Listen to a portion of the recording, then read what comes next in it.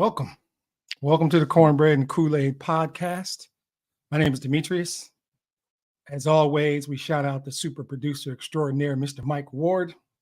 We're coming to you today, the day after the Week 8 Monday night win, Lions versus Raiders, 26-14 final.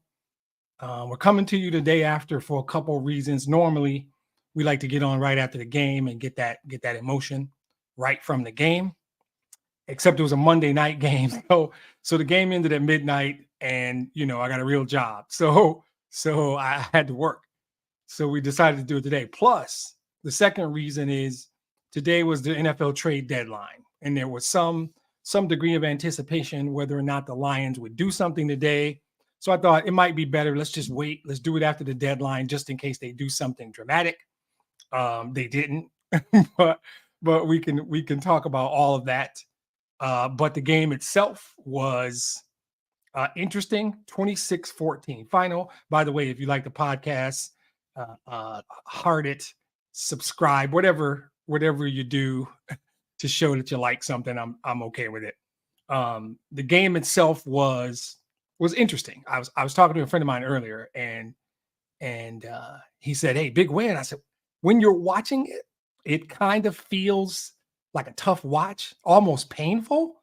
There was never a time where I didn't think the Lions were the best team on the field, but they made the mistakes. And this is the difference between me doing the podcast right after the game and me doing the podcast the next day. I've had a little time to digest, so I'm probably a little calmer, but it just didn't. But that's what they've done. It's a 2-touchdown win, prime time, and I somehow feel like, why are you making it so hard, right? They made 2 critical plays that changed the whole facet of this game. You take away the pick six, you take away the Craig Reynolds fumble, it's probably a 33-7 or 47 game. And the statistics say the Lions were dominant, right? Hard to feel that during the game. I never thought the Raiders were in it. I was never worried about the Lions losing, but I still didn't feel like that sort of comfort level, right? What I did feel was we saw the coming out party for Jahmyr Gibbs, right? Which we were all waiting for. They got him involved early and they kept him involved. I think that this outside of that one throw, Jared Goff looked really sharp, in my opinion. He still does. I mean, that was a bad decision. He was trying to throw the ball out of bounds and just didn't get enough on it. And that happens, right? Didn't cost us anything. So I don't sweat it. But if you take that out, and I get it, there are guys who don't like golf who can say, "Oh, it was a horrible throw." It was. He knows it. We all know it. But if you take that out, Jared Goff played another just really good, solid game. The pick six and the fumble by Reynolds, they're self-inflicted wounds. Couple penalties, right? I still kind of say they haven't played a really clean game. During the Carolina game, they played really well for a stretch. But like a clean 60-minute game, I almost feel like we still haven't seen it yet. And I'm waiting for it. And that's crazy because they're 6-2, right? I love that they took those field goals early. That's just smart, right? You're moving the ball. You're a little disappointed that they don't get in the end zone, but those field goals add up. And like I said, if you take away those 2 plays, maybe a third play, you see they're dominant. They can be really dominant at times. When the defense plays the way the defense played last night, they can dominate teams. And there'll be people who go, "Oh, Garoppolo overthrew guys." And Garoppolo was under pressure. Sometimes when a quarterback overthrows a receiver, you just want to say, "Oh, we got lucky." Well, you also have to acknowledge that pressure, even if it came through blitzes, they made Garoppolo uncomfortable. And we all know what the Lions' kryptonite is, right? It's elite level mobility. So when you go into a game and you're playing Jimmy Garoppolo, you're not thinking elite level mobility, right? So you can do a little more blitzing. You can try some things. But then you look at the schedule, who's the elite level mobile quarterback left on the schedule? I don't say Dak is elite level. Dak's a little mobile. If we see Jalen Hurts, it's probably an NFC Championship game, and I'll take my chances. As I look at it, I don't know who that guy is. So if Justin Fields has enough talent around him, so it doesn't really matter. So I think that what we're looking at, what we saw last night was a game where the defense makes other teams just work. They work hard. They make them work so hard for everything that they get. And when our offense is clicking, even if we have to take 4 or 5 field goals, those points start to add up. And I think we are a team that can play a lot of different styles. I say we. I did the whole we are a team thing. I don't care who gets mad. The Lions are a team that can play a lot of different styles. They're a team that can play running. They ran for over 200 yards. Goff can throw it 50 times for 300 yards if he needs to. They can beat you on defense through pass pressure. They can shut down the run. They're good at everything. And at times, they are elite at some things. Jared Goff is an elite play action quarterback. Wherever you want to put him in the regular list is fine. There is no debate. All the advanced metrics suggest Jared Goff is one of the best play action quarterbacks in all of football. So when they can run, and that should only get better when David Montgomery gets back, because as much as I like Craig Reynolds, he's not David Montgomery. And when you can hit him with the two-piece of Montgomery and Gibbs, what do they do? What do they do? What does the team do if they're both healthy? Now, you have to talk about health, even though there's a chance that nobody's healthy all year. But I think that it's important to mention that last night was actually a dominant win. I think 2 plays made the game look closer than it should have looked. So today we're going to talk a little bit about players, and then I'm going to just jump into some Twitter questions, and we'll keep it pretty straightforward. I think we have to finally. I want apologies on Twitter, not me. I think Jahmyr Gibbs. There's this cool thing. I don't know if I'm not supposed to say Twitter anymore. I don't care. It's easier on X, right? Where you create this apology form, right? Jerry Jacobs. Somebody posted a really cool one for Jerry Jacobs because he took a beat down the first couple of weeks, and all he's done is ball ever since. He got a game ball yesterday, by the way. I think it's time to give Jahmyr Gibbs one. There were people calling in to the radio station after 4 games, calling Jahmyr Gibbs a bust. It's just absurd. It's so absurd. I get it. You want to call into the radio station. You want to sound smart. You want to impress the guy. The idea that after 4 games, Jahmyr Gibbs was a bust was so absurd. I didn't really even touch it, right? I think what you saw last night was the best of Jahmyr Gibbs. Maybe not even the best, right? What you saw is what Jahmyr Gibbs can be. If David Montgomery's playing in that game, and I like Craig Reynolds, that 1-2 punch is scary. That 1-2 punch is scary. But what you see in Jahmyr Gibbs is what they said. And I'm going to go with this. There's a theme to today's podcast, and it is simple. I trust Brad Holmes. I trust him more than I trust myself. And whatever I think I see, I trust him more than any other fan I know. And I know some really smart fans. I trust him more than the guy who hosts your favorite sports talk radio show every afternoon. I trust Brad Holmes. So cornbread and Kool-Aid is often just not just, oh, I'm always going to be positive no matter what the Lions do, but there is a degree of it that is, I trust Brad Holmes. So if they do something or don't do something, and I'm not sure what's happening, or I hear some guy say, oh, they could have did this and they could have did that, and why didn't? I think that being the general manager of a National Football League team is not Madden. It's not fantasy football, right? And while you might say, go for it, just trade and get everybody this year and give up 5 first-round picks and get Patrick Surtain. Brad Holmes is in that building every day. And it's not just, I don't want to give up the picks. It is, right? Managing a salary cap in 2 years from now, when you're paying some guy you traded for $17 million instead of a rookie, which you can draft next year because you're that good at drafting and you can pay that guy less. That's part of managing the cap. Brad Holmes trusts his ability to evaluate talent. What they really believe in, contrary to what people think, which is they don't want to give up the picks or they don't want to spend the money or whatever nonsense thing you were fed all day to day. The reality is they trust the dudes in that building. They believe in Jerry Jacobs. They believe they're going to get C.J. Gardner-Johnson back at some point. He might have a new name when he comes back, but they're going to get him back. They believe in Will Harris. They believe in the players that they have. They believe in Brian Branch. So it's not that, hey, we don't want to spend the capital to get back. Okay, first of all, it assumes Denver was going to trade him, which I heard they were not. But even if you want to go on the defensive line and go, Montez Sweat got traded and Chase Young got traded. Why didn't you just give up 2s or 3s for those guys? Because I think they believe in James Houston, who's coming back. I think they like what they have.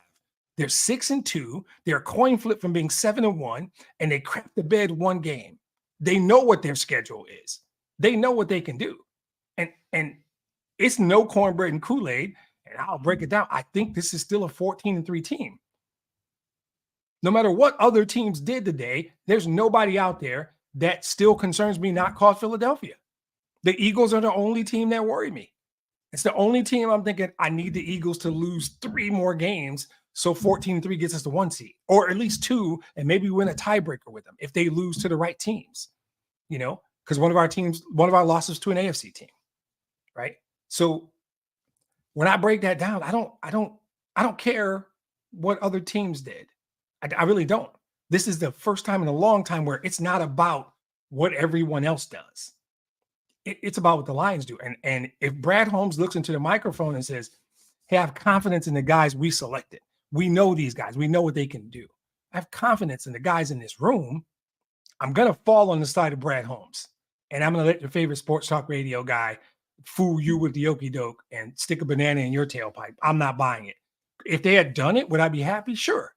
But if they didn't, I always fall on the side of, I trust Brad Holmes. And if Brad Holmes decided it was too much, or a team wouldn't, we don't even know if a team would have traded, right? Just because they traded him to one team doesn't mean they would have traded to us.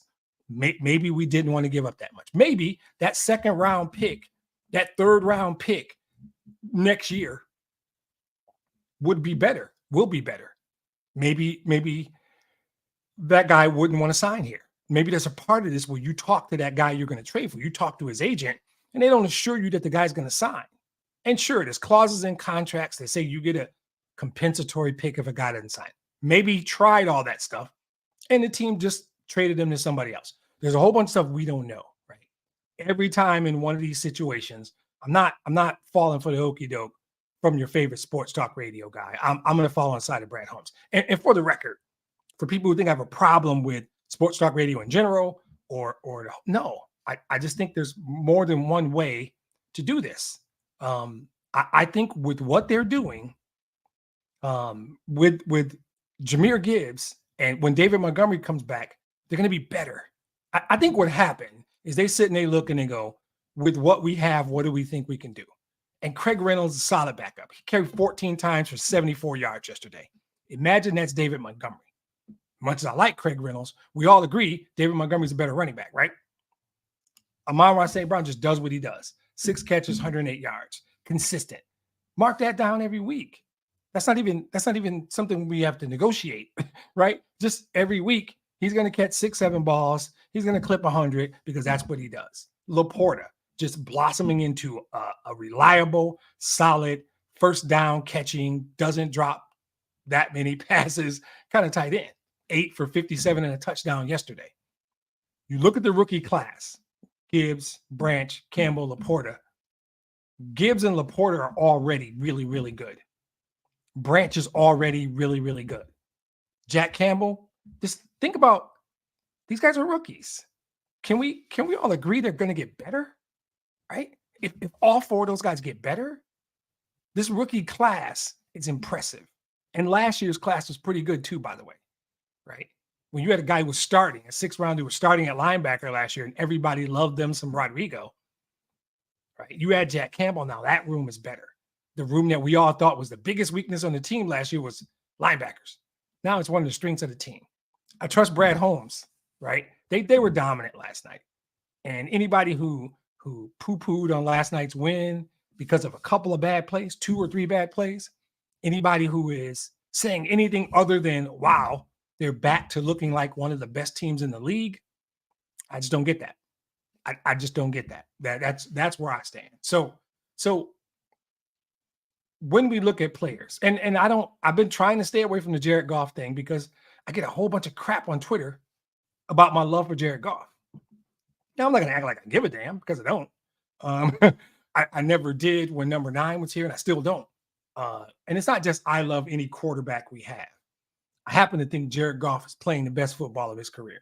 I happen to think Jared Goff is one of the best 7 quarterbacks in all of football. I know for a fact we're 6-2, and he is as big a reason as anybody. I love Hutch. I love Cam Sutton a lot. Anybody on the offensive line. The reason is Jared Goff. The number one reason is Jared Goff. Don't get it twisted. If you're confused, it's Jared Goff. If you watch the games, I don't think you need me to tell you that, right? So all this ties back to the whole narrative of what trade deadline day should look like, right? And I think that they have a lot of confidence in who they have in their room. That's my 2 cents on that. So I think that when guys get healthy, they're going to be even better than they are now. And I would argue they are one of the 2 or 3 best teams in the league right now. I think it's important that this week off gives them an opportunity to get healthy and get some guys back. And the next game is critical, because every week I'm going to say that whatever the next game is critical. This one in particular is critical. We'll get into that. So I'm going to just take a couple of Twitter questions, and because the game itself was easy, it was sometimes we can do a big long recap of the game. The reality is they just imposed their will. The Raiders aren't that good. The Lions are good. And the game was at home, and it was a great showing by the team on Monday night. Love the helmets, right? Do I want to do some time on the helmets? Nah, I love the helmets. If you don't like them, I can get it. It's a different look.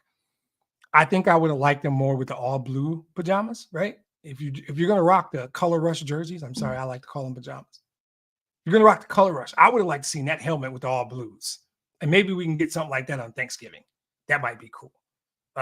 Let's get some X questions for this podcast.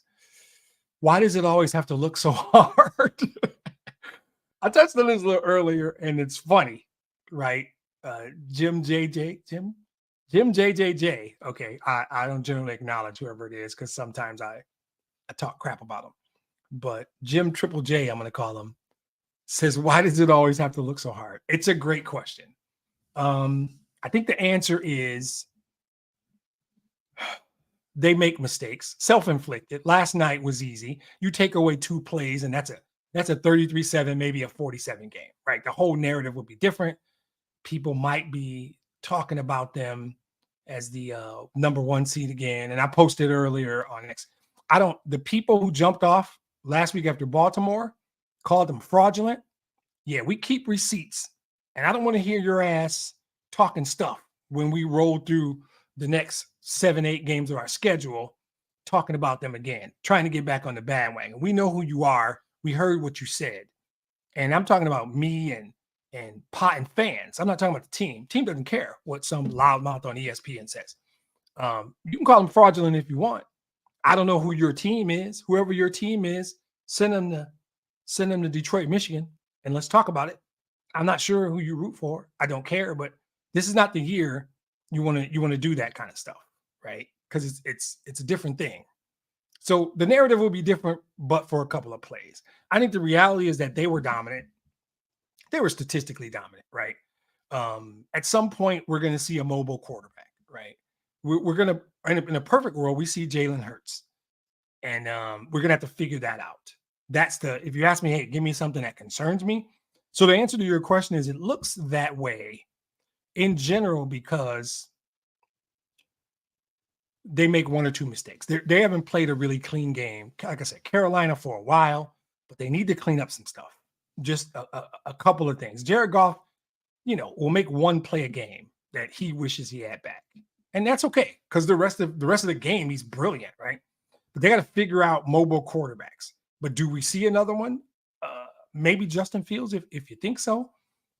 Maybe Dak Prescott. I don't really care. I don't think you see another one until you're deep into the playoffs talking to Jalen Hurts. And if that's the case, I'm cool with that. I'll live with that one. That's fine with me.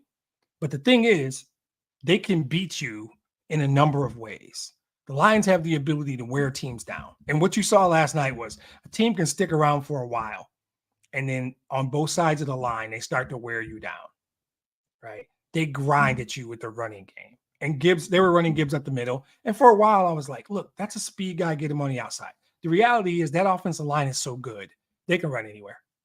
They can run anywhere, any way they want.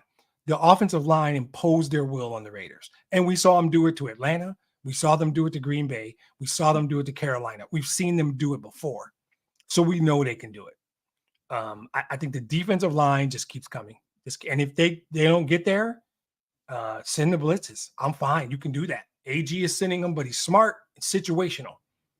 I would like probably to see less blitzing because eventually you're going to get beat. But if you are, playing the odds, you will get there in the right situations more often than you'll get beat.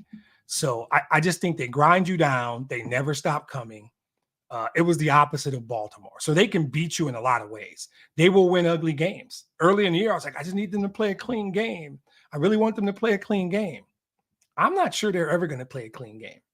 This is just what it's going to be. They're going to win these games where we don't feel comfortable, that feel like they're closer, that make you strain a little bit, and then you're going to look up and it's going to be a double-digit win.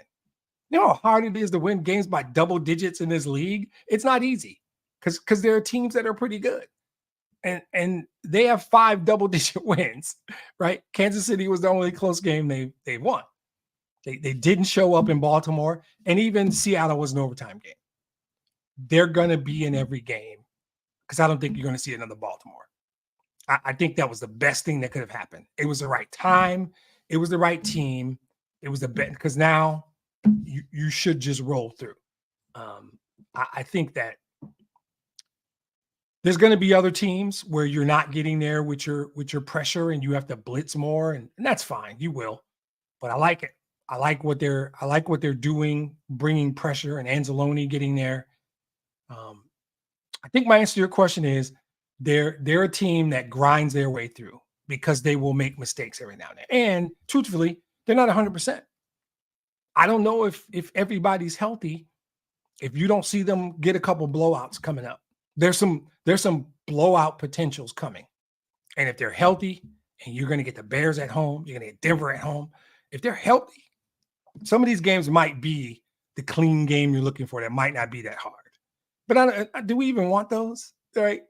When they're up, even when they're up 2 touchdowns, 18 points, it's kind of boring, right? But I think some of those are coming. What's the next one? How disappointed are you that the Lions are the only contender to not do anything at the trade deadline? Okay, I figured that was coming. I stayed away from the trade stuff earlier because I was almost certain we were going to have to talk trade deadline. Here's the other problem with doing the podcast the day after the game. It unfortunately, because I like sports talk radio, I would go so far as to say I really love sports talk radio. Some of it, I don't like it all, but you get these different perspectives. Sometimes you get information, but I often come on this podcast and I bash people who call into the radio, certain kinds of guys, right? So full disclosure, I call into the radio station myself quite a bit, and that's fine. What I don't like is all the shit I heard today. I don't like any of it because I knew what was going to happen, right? This team is 6-2, going to their bye, playing really good football now, again, going to get healthy. What's in front of them is all positive, right? And I knew because they've got to find a way to get you mad and get you upset and get you to call the radio station. So I was going to try and not listen because I knew if I listen, I'm going to hear what I think I'm going to hear and I'm going to hate it. And then I'm going to want to talk about it on the podcast. I really didn't want to, but it happened just as I suspected it would. They set themselves up perfectly.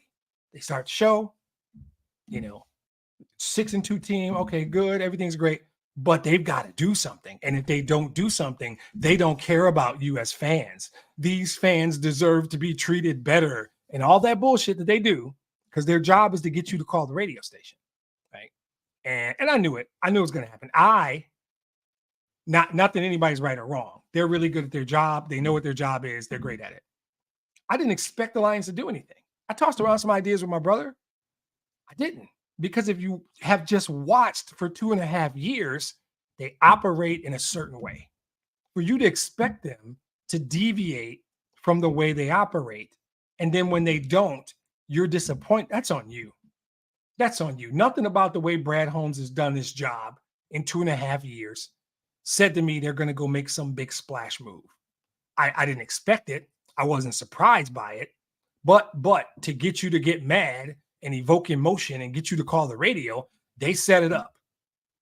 And it's a win-win for them. If the Lions do something splashy, great, they can laud it. People are going to call in excited.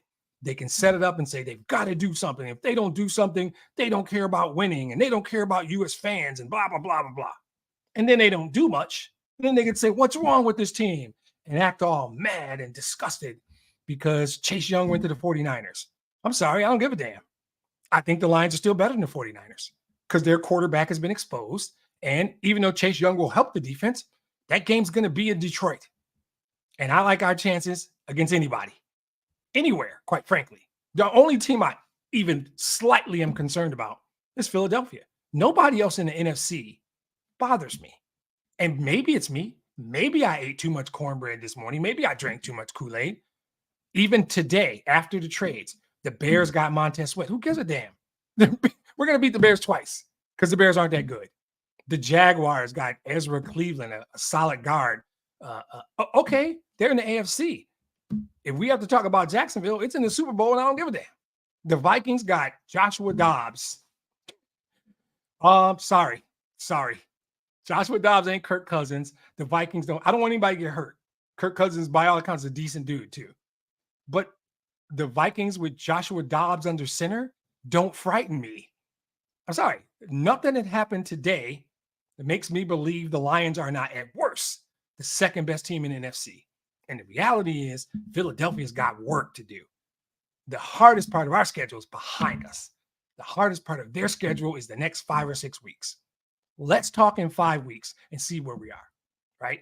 Philly went out and got the safety. Byard, great move. Love it. Seattle went and got Leonard Williams. Nice move. I would love to get Seattle back again. We'll see. Buffalo got Rasul Douglas from Green Bay. Cool. A lot of teams made moves. And the guy on the radio is going to tell you the Lions aren't a big-time team because they didn't go do this. I will tell you that if you look at how Brad Holmes has operated for the last 2.5 years, this doesn't surprise me. Donovan Peoples-Jones for a 6th-round pick screams Brad Holmes. Depth in the wide receiver room, fill in the hole for Marvin Jones, and then believe in the team you have, right? I'm not surprised. Like people, Devontae was mad last night. No. Brad Holmes, believes in his ability to draft. So draft picks matter a lot to this organization because you manage your cap by drafting well. You keep your team young and talented, and you're going to lose guys. And it's going to happen. But at the end of the day, they understand how to scout and draft. This team will always value draft picks more than most teams and way more than basic fan guy who's playing Madden or fantasy football, calling his radio station, you got to get this. No, they don't. They don't need to do that. They might be the best team in football right now. That's not an outrageous statement. At minimum, they're top 3 or 4. They will hang with Philadelphia on a neutral field. They'll beat them in Detroit, and they'll give them trouble in Philly. I don't think they needed to do anything. I'm not bothered by it. Had they done something, cool. Right player, right cost. He has been consistent. For you to expect Brad Holmes to do something different than what Brad Holmes has always done makes no sense. And just because the guy gets on the radio and says he knows football and they got to do this, no, they don't. They don't. I think that James Houston is going to come back, right? This team's going to get healthier. We haven't even seen the best version of this team yet, right? This is consistent with how they've operated. This is how they're going to operate. So when free agent time comes and they just sign a couple low-level free agents, smart little moves, you guys are going to be like, they didn't sign this. And you're just going to be disappointed doing this shit all over again. You really should get used to understanding how Brad Holmes does business, how that organization does business. And if you haven't watched in the last 2.5 years, it's working. So what the hell are we talking about? It's working. Everything they're doing has worked and is working. So I don't get this deal where it's like, I need them to do this. No, you don't. No, we don't. We simply don't, right? This is how they're going to operate. Get used to it. You thought they were going to go out and do something splashy. You set yourself up for that one. I'm not surprised, right? And it doesn't surprise me that Sports Talk Radio guy jumped on and tried to make you mad at your 6-2 team going into a bye week, about to get healthy. They wanted you to be mad. That's what they do. That's their business. I didn't fall for the okie doke. I saw a team that came back after getting their asses handed to them last week and showed everybody else, okay, we had a blip, but we still will run the ball down your throat. We'll still get after your quarterback. It's still hard to come to the 3-1-3 and win a football game. That's it. That's it. So if you don't think they're big time because they didn't make a trade today, if you don't think they care about winning because they didn't make some big trade today, great. This is a 6-2 team. None of this bothers me. I still think they're better than San Francisco, even with Chase Young. I still think they're better than Seattle, despite the overtime loss. They played the worst half, one of the worst halves of football all year. Right? Nobody scares me in the NFC right now. I think Philadelphia's got a tough run. They don't need to think about us. They got stuff to do in front of them. But if and when that time comes, I will take the Lions against anybody. Yep.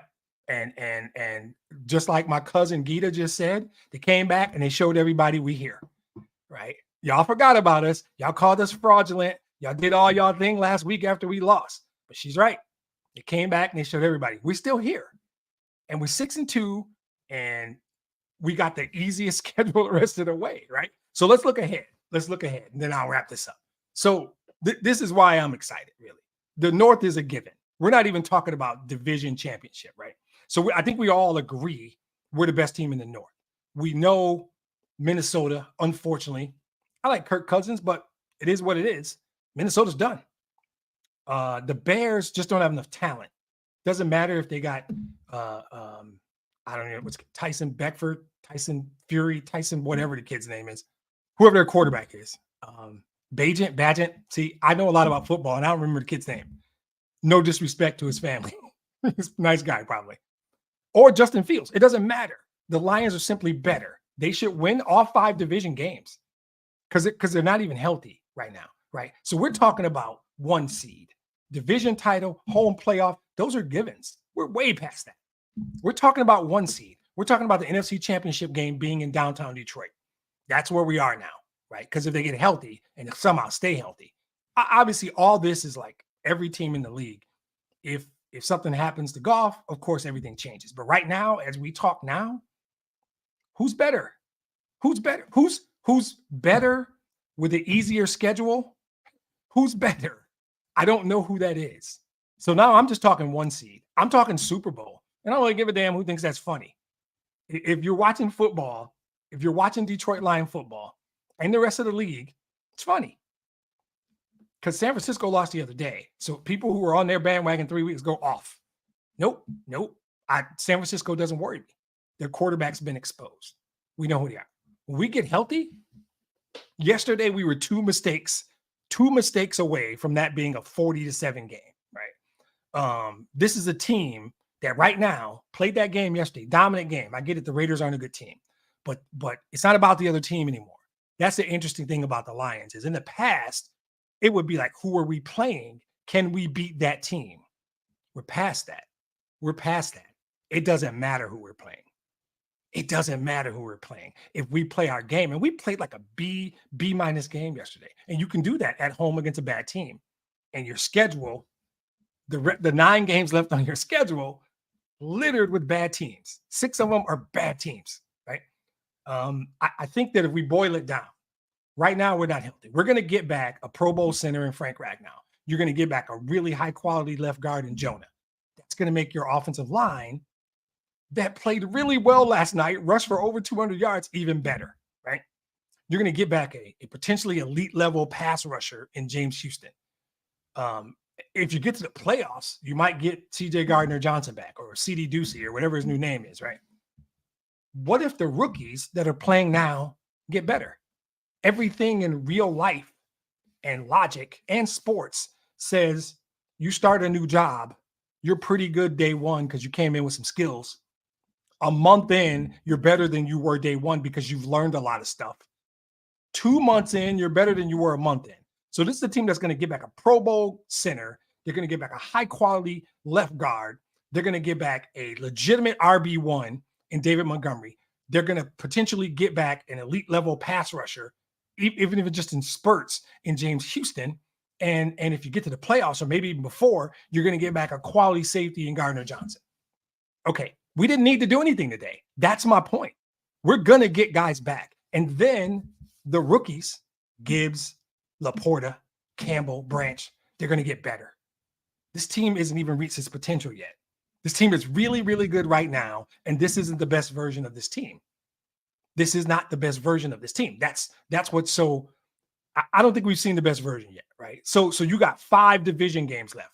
Those are easy. Like I said, the Vikings are done without Cousins. The Bears simply suck, and Thanksgiving's going to be a party. Green Bay, sorry, you guys got to be in attendance. Thanksgiving's going to be a big old party, right? And even though they beat Kansas City, Denver is going to be a home game, and that's 6 more wins. We're at 12 already, and that's not even me being, oh, you got to think in NFL any given Sunday, my ass. They better win those 6 games. They better win those 6 games, right? You win those 6, you're at 12 already, right? The season comes down to 3 games. It's 3 games. That's what it is. It's at the Chargers, the next game. It is at the Saints, and it's home to Dallas. I said earlier, next week's game is huge. You win 2 of those 3, you're 14-3. You're almost certainly the 1 seed. That's it. And you think about it. Okay, so for them to run the table, and I'm not going to sit there and go, oh, just win them all, right? You would have to go 10-0, win 10 straight. That's hard to do. That's hard to do. 9-1, not so much, because they went 8-2 in their last 10 last year, and they're way better than last year, and the schedule is easier. If they don't lay that egg in Carolina last year, they're a 9-1 team in the last 10 games last year. So is it ridiculous for me to tell you they're going to win 9 of their last 10 or 8 of their last 9? I think they got 9 games left. It's not impossible. It's not even that hard, because I just gave you 6 automatics. The 5 division games and the home game to Denver, they better win those games. That's table stakes. If you are who we think you are, you win those games. And most of them probably aren't even close, right? You're just better. You're better than all 4 of those teams. Thanksgiving should be a big old party. The Bears are who they are, and they're not that good. And I don't care about Denver, and Minnesota just lost their quarterback for the season. Those 6 games, right? Then you just got to win 2 of the next 3. And I think you can win them all. I just can't make myself say you're going to win your last 10. With last night's game and you win the last 9, saying a team can win 10 straight games in the NFL is crazy. You're going to probably have a blip, but it shouldn't be those 6. So you're talking about at the Chargers, at the Saints, and home to Dallas. If I tell you we can go 2-1 in those 3 games, because, yeah, I'm at a point where the other 6 are givens. I'm taking the other 6, and you can send me something on Twitter or X if you don't like it. I'm taking those 6 wins. So the next game is the big one. You win the Charger game because it's a road game in San Diego. I'm going to call them San Diego. Sorry. I'm just blanket apology. I know they play in LA now. I'm going to call them San Diego the rest of the day. Probably on the podcast I do on the bye week and the game podcast. I can never call the Chargers LA Chargers. The LA Chargers now becomes the game.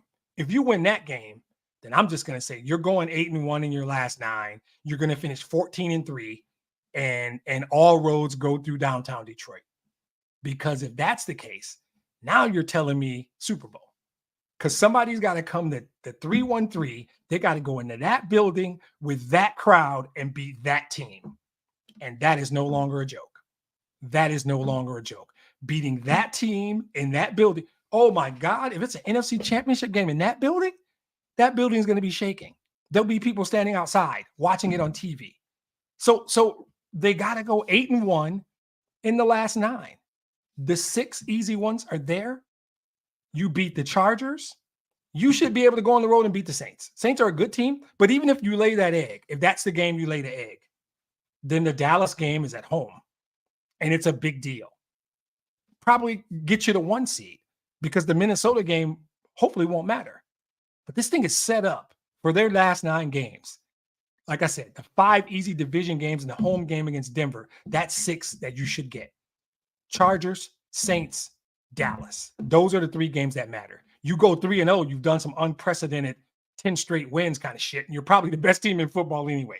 If you win 2 of those 3, You're 14-3, and you're probably a 1 seed. NFC Championship games at Ford Field. I like it. If you win one of those 3, you're still 13-4. Possibly got a 1 seed because Philly's schedule is hard. At worst, you host probably 2 playoff games, and you go to Philadelphia for the NFC Championship game. No matter how you cut it, it looks really good. Right? I'm at a point now where I'm only talking 1 seed and hosting the NFC Championship game. That's where I am. Until they do something, and even if they were to lose this to, I almost called them San Diego. If they lose to the Chargers, the 1 seed's not out of the question. You beat the Chargers, though, then you got a couple get-right games. I think you got the Bears and Packers back-to-back, including Thanksgiving Day. Now we're talking.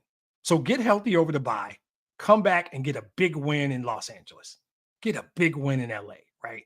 Now we can have these serious conversations about NFC Championship game in downtown Detroit, possibly going to the Super Bowl without anybody laughing at you, right? And all the people that jumped off the bandwagon and called us fraudulent, they'll be back.